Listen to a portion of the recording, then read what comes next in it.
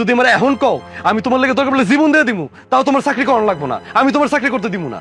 কি করছো, কি করছো তুমি আমার জন্য? হ্যাঁ, একটা মাস আমাকে তুমি প্রাইভেট পড়াইতে পারো না। তুমি স্বামী হইয়া যদি সবকিছু করতে পারতা তাহলে আমার ঘর থেকে বাইরে যাওয়া লাগতো না। বুঝতে পারছো? তোমার কারণে আমার ঘর থেকে বাইরে যাওয়া লাগছে, এই চাকরিটা করা লাগতেছে। দেখো, আমি পারি নাই প্রাইভেট পড়াইতে, ঠিক আছে, কিন্তু আমি এখন থেকে চেষ্টা করুম। আমি যা কষ্ট করি আরো করুম, আরো করুম, আরো করুম, করতে থাকুম, তাও তোমার চাকরি করতে আমি দিব না, ঠিক আছে? আর তোমার আমি একটা কথা ঠান্ডা মাথায় বুঝাই দেই, দেখো, তুমি এই চাকরিটা করো, এটা আমি চাই না। তুমি যদি এটা বেশি ফেটাফেটি করো তাহলে কিন্তু আমাকে সম্পর্কের মধ্যে ফাটল ধরবো, এটা বুঝতেছো তো? তোমার কি আসলেই মাথা খারাপ হয়ে গেছে? চাকরির সাথে আমাদের সম্পর্কের মধ্যে ফাটন ধরবে মানে কি? আর শুনো, 6 মাস পর আমার স্যালারি বাড়তেছে, আমার বেতন বাড়তেছে। এই মুহূর্তে আমি এই চাকরি ছাড়তে পারবো না। তোমার বুঝা না বুঝা দিয়ে আমার কিচ্ছু আসে যায় না। আমি কইছি এই চাকরি আমার পছন্দ না, তুমি চাকরি করতে পারবা না। আমি চাকরি ছাড়বো না। বাসে আসতে না আসতে অশান্তি শুরু করে দিচ্ছে।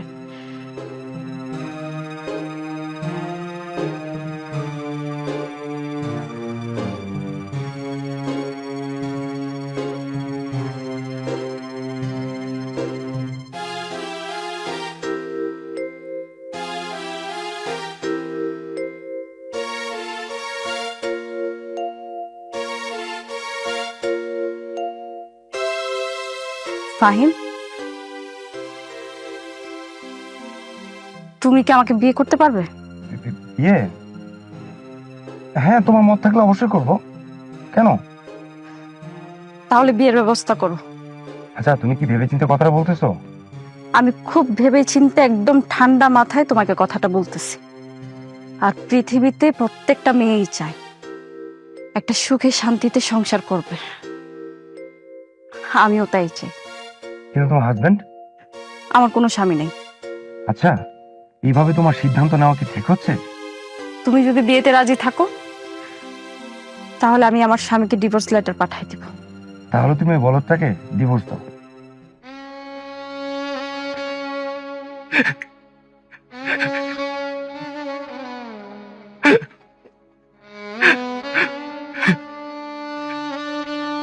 কেডা রে? কান্দে কেডা? রহমান? বাবা কি হইছে বাবা? কান্দতেছ কি রে? কি হইছে? মারিয়া কই? মারিয়াম করে সাইরা চলে গেছে মা।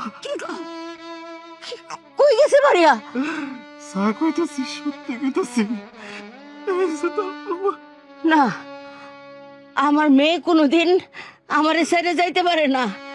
মায়ের ছেড়ে মেয়ে যাইতে পারে না, তোরে ছেড়ে যাইতে পারে না। পারে, পারে মা, পারে। এই যে সাইন কইরা ওই পাঠায় দিছে উকিল, কি না? তালাকের কাগজ উকিল দিয়ে পাঠায় দিছে।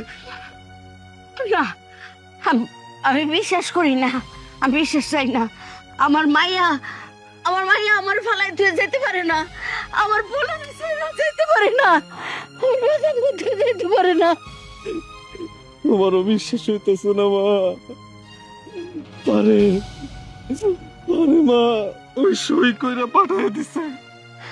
আচ্ছা, সই করুক, হই দিছে দেখ, তুই তালাক দিবি না। তো দিয়ে দিছে।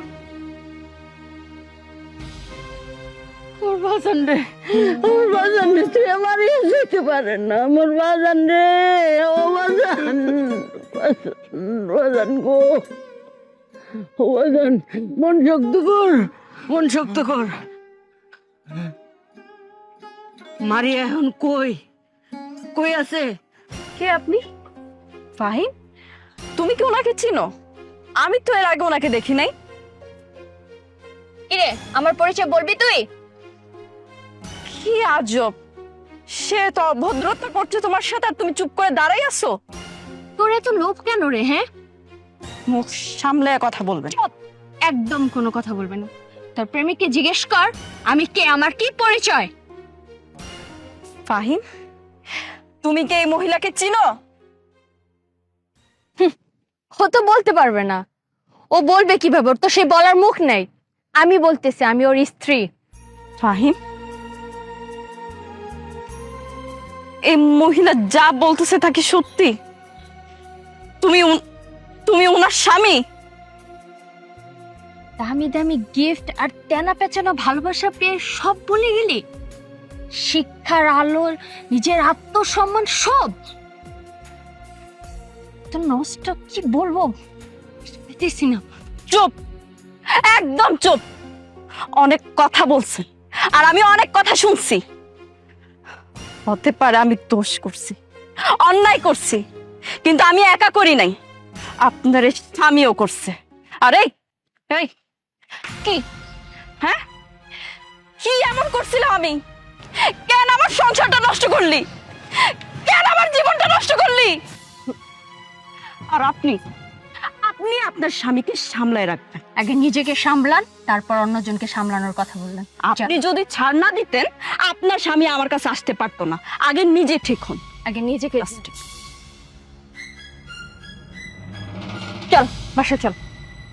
তোর পাশে নিয়ে কি করে দেখি, চল। তোমার জন্য আজকে একটা মেয়ে আমার গায়ে হাত তুলছে। তারও কিছু করা দরকার। আমার লোক কি শোনা বাজান, অল্প কয়টা ভাত নলা তুল্লা খাওয়াই দে বাজান। এরকম করে না খায় থাকলে তো শরীর খারাপ করবো বাজান।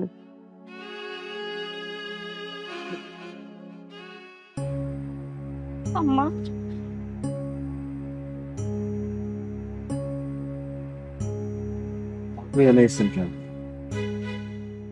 আম্মা, আপনি আমার মাফ করে দেন।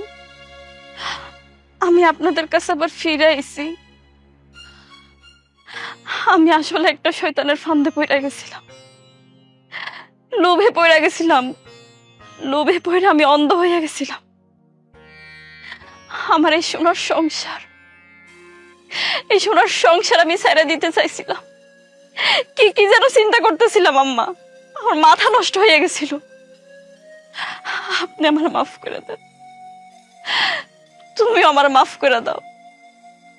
আমি তোমার কাছে একটা জিনিস ভিক্ষা চাইতে আইছি, আমার এই সোনার সংসার, আমার এই সংসার তুমি আমারে ভিক্ষা দাও, আমারে তুমি ক্ষমা করে দাও। আপনারা দেয়ার মতো কোনো কিছু আমার কাছে নাই। আমার যা দেওয়ানের ছিল আমি আমার জান পাখিরে দিয়ে দিচ্ছি। আরে আপনি তো অনেক বড় শিক্ষিত, আপনি তো অনেক মেধাবী, কিন্তু আপনি জানেন আপনি মানুষটা কি? আপনি হইতেছেন একটা বেঈমান নারী। আপনি তো অনেক অনেক অনেক টাকার দরকার, অনেক বড় বড় ফ্ল্যাট দরকার, রং বেরঙের পোশাক দরকার। আমি গরিব মানুষ, আমি এগুলো আপনারা দিতে পারবো না। আমার মা ওটা দিতে পারবো না, অনেক করছে আমার মা। না না, আমার কিছু লাগবে না। আমি তোমার পায়ে ধরে ক্ষমা চাইতেছি, তুমি আমার মাফ করে দাও। মাফ করে আমার দাও। পা ছেড়ে দেন। না না, আমি তোমার পা ছাড়বো না, ছাড়বো আমি না। আপনার বারবার করেছি আমার পা ছেড়ে দেন। পা ছাড়বো না, তুমি আমার সংসার আমার ফিরাই দাও। আপনি খারান খারান খারান করতেছি, এইদিকে ফিরেন। শুনেন, আমার ছেলের কাছে আপনি কি চাইতেছেন? এত ক্ষমতা আমার ছেলের নাই। আপনার মতো বড় মানুষে আমার ছেলে কিছু দিবে? আর আপনি কারে মা ডাকতেছেন? হ্যাঁ, আমি যদি আপনার মা হই তাহলে আমি হব পৃথিবীর সবচেয়ে কলঙ্কিত মা। খবরদার আমার মা ডাকবেন না। আম্মা, আপনি তো নিজেই কইছিলেন আমি আপনার ছেলের বউ না, আমি আপনার নিজের পেটের মাইয়া। আর আপনি আমার মা। সন্তানরা যদি ভুল করে বাপ মা কি ক্ষমা করে দেয় না? আপনি কি আমারে ক্ষমা করে দিতে পারবেন না? আমার দিকটা আপনি একটু চিন্তা করবেন না? আপনি কি এখানে ঝামেলা করতে চাইতেছেন? আম্মা, আপনারা এইভাবে আমার এই সংসার থেকে বের করে দিয়েন না। আপনি তো জানেন আমার যাওয়ার কোনো জায়গা নাই। আমি কই যাবো, কার কাছে যাবো? শুনেন, আপনারে দেওয়ার মতো ক্ষমতা কিছুই নাই। আপনি অনেক মহিষী নারী, অনেক বড় লোক নারী, আমরা অতি দরিদ্র, অতি বোকাশোকা মানুষ। তবে একটা জিনিস যাই না জান, আমি ভাবছিলাম আপনি খুব শিক্ষিত নারী। আপনি হইলেন জগতের সবচেয়ে অশিক্ষিত নারী। কেন জানেন? কারণ আপনি এই দুনিয়ার একটা বেঈমান নারী, একটা লোভী নারী। যেই নারী কিনা বেঈমান আর লোভী, সে আমার কাছে সবচেয়ে অশিক্ষিত নারী। যার ভিতরে এত লোভ, এত বেঈমানি, সে কোনোদিন শিক্ষিত হইতে পারে না, সে সবচেয়ে অশিক্ষিত। চইলা যান বাজান, কাগজটা দিছস না, সই করছস? আপনার কাগজ কিছুদিনের মধ্যে পাই যাবেন। যান এখান থেকে, বাজান আয়। আম্মা, আম্মা আমার সাথে এমনটা করেন না আম্মা। আমাদের ঘরে আম্মা